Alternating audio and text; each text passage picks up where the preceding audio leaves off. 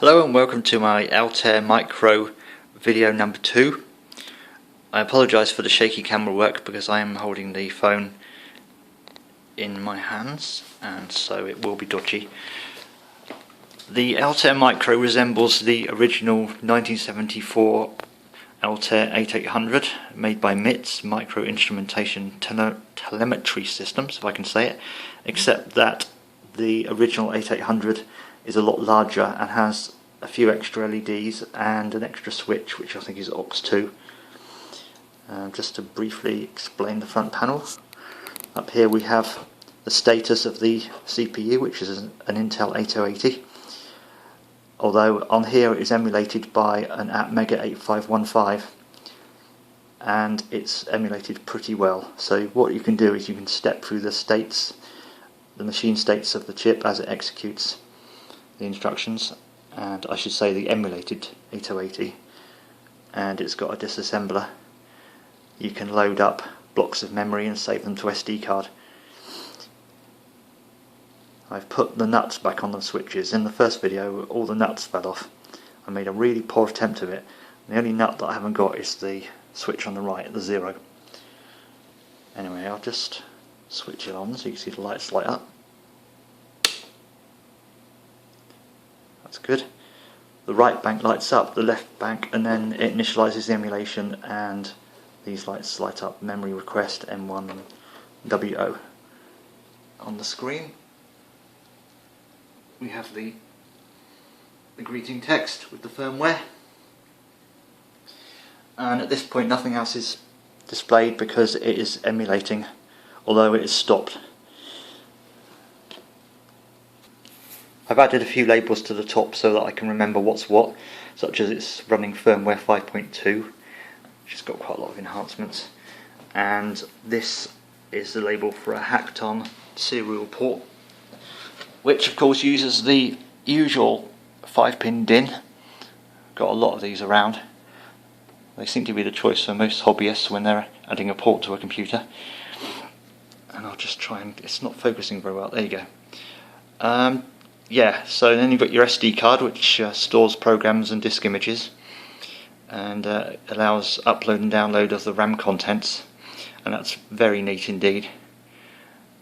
And of course that means that since you can just put a program on the SD card and then you can input it into the emulation as if it's been typed on the keyboard. You don't really need the serial port, but I found that a serial port is very useful because I can record the output and do all sorts of other things remotely with it.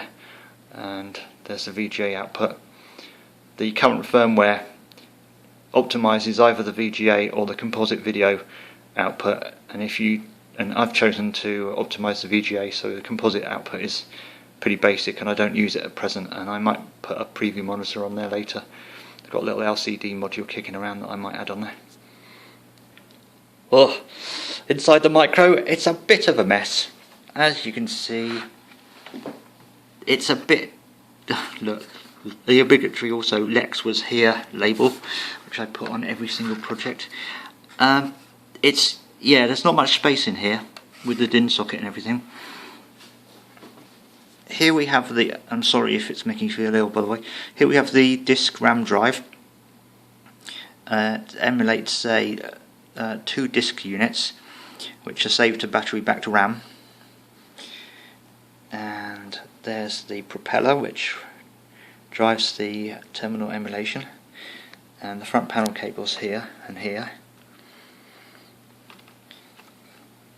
and it's a bit of a mess as well. You can see bits of yellow tape in there where I messed up the LEDs.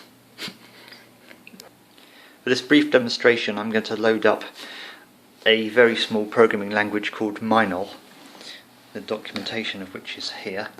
It's a little bit tiny basic like.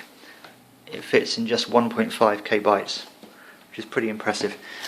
To do that, I hope I've got this sorted out. That you switch 11 up and protect and aux and make sure it's stopped, and then you press step and you get binary file load. Control Alt D gives you a directory listing of compatible files on the SD card. So here I have 4K basic, 16K basic, which is pretty good but a bit slow. Turn Mon, which is a simple monitor. Forth 111, which is Fig Forth.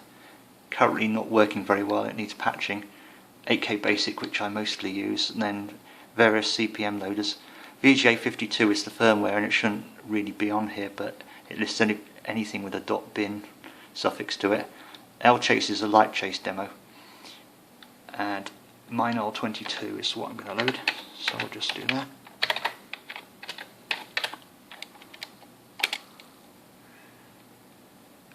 Load address is 0. Operation complete.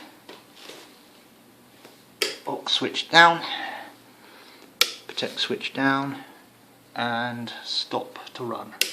And there it is. It's a very simple prompt. Give it a PR. Come on. I'll press Control F1 now and it will type in oh my goodness me. Not very useful. Got a whole lot of basic programs on the SD card. I was hoping that I would have uploaded my MINOL test program, but I haven't uploaded it. I haven't written it to the SD card yet, so sorry about that. I'm going to have to use the serial console to do this. For that, I have to turn the console off so that this allows input from the serial on the remote, and I can't. There it is. I now have control remotely. If I press enter, it helpfully says error 3, and I need the caps lock on. Here's a quick demo. My favourite word is moose. Good. So now all I have to do is paste the program. Oh, come on phone, focus on it will you please.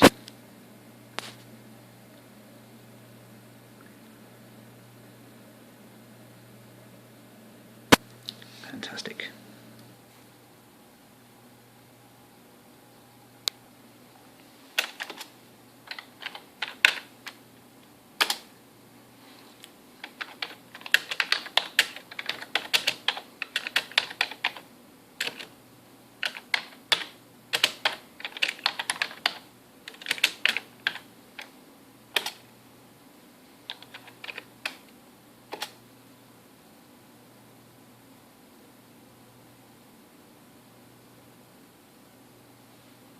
Awesome. That concludes this brief demonstration of the Altair 8800 Micro. Thanks for watching.